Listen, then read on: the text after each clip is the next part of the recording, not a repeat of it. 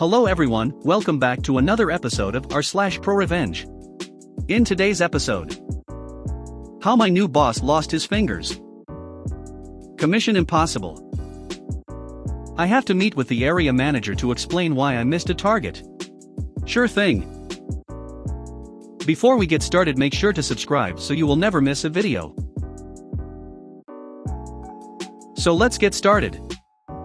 How my new boss lost his fingers. Back in the early 2000s, I was a management trainee for a manufacturing company in the UK, and I was responsible for quality control and production management. I was 22 years old, keen as punch and ready to change the world. About 11 months into the role, I got a new boss, let's call him Fred. Fred was also the company owner's son, and was basically a 45-year-old fuck-up who had only ever been a drug dealer/DJ, and now stood to inherit the entire company. His management style was, let's say, interesting, and he would deviate from screaming at you for the most benign thing ever to I can't deal with the pressure, so I'll go home for the day in a matter of hours. He also thought he was a manufacturing genius. His ideas were batshit crazy, but he would scream at anyone who questioned him. There was a 52-year-old machine operative, let's call him Roy, who has worked on the same machine for over 30 years. Roy could tell when his machine was 2 weeks away from a breakdown, just because it sounded different. He was truly at one with his machine. Fred decided that we would modify Roy's machine, so that we could extend the range of products we could manufacture. In order to do this, he decided that we would add an additional spindle to the machine. The problem was that each product would finish at a different time, and you would need to remove a product from the machine while the other one was still spinning.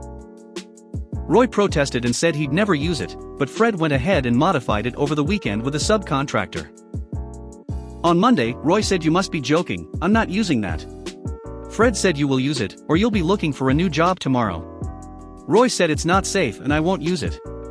If you try to make me, I will report you to the HSE." And then Fred said, "If you report me, I'll make sure you don't find work ever again." So Roy smiled and said, "Okay, fine, I'll load the next job, but you can run it first." Roy loaded on his next job and took 2 steps back. He also looked at me and said, "Stand back." Fred started the machine and all went well, for about 30 seconds.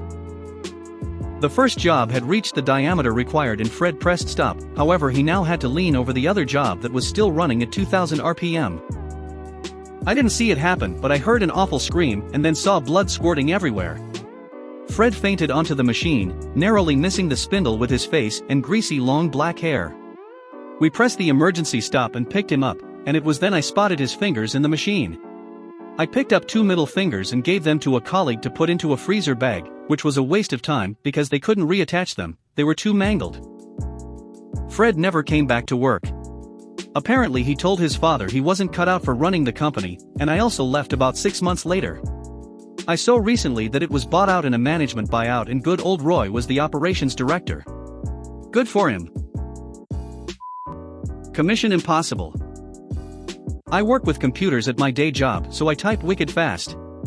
When I was a cashier, I was also lighting quick, which was a bonus during the holiday season with the long lines. I could go through my long line of customers and call over customers from other registers too.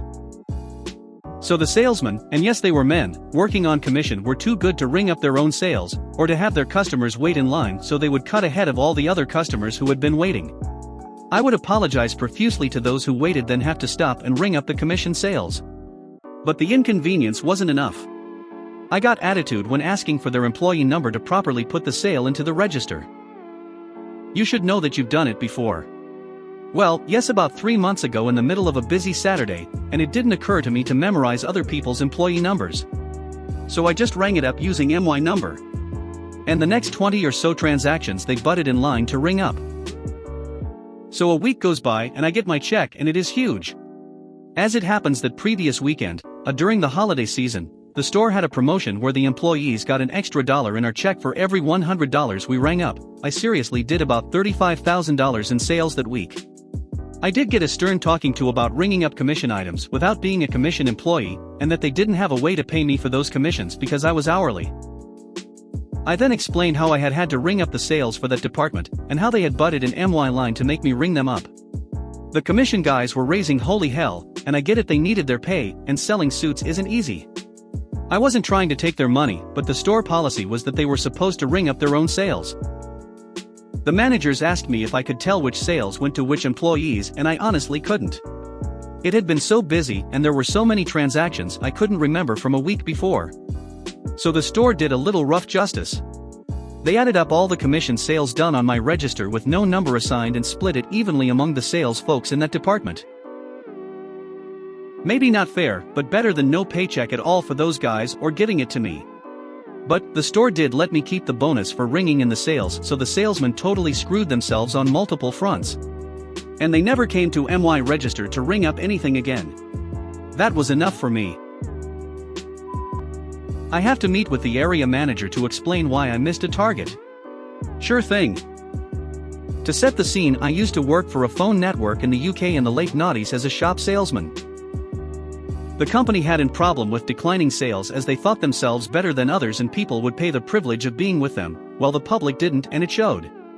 Of course, head office couldn't comprehend this, and along with a string of draconian measures they insisted that if you missed any one of your 21 key targets each month, you had to travel to wherever your area manager was and explain in person why you failed, and how you will correct this for next month. And if you didn't, they started disciplinary proceedings.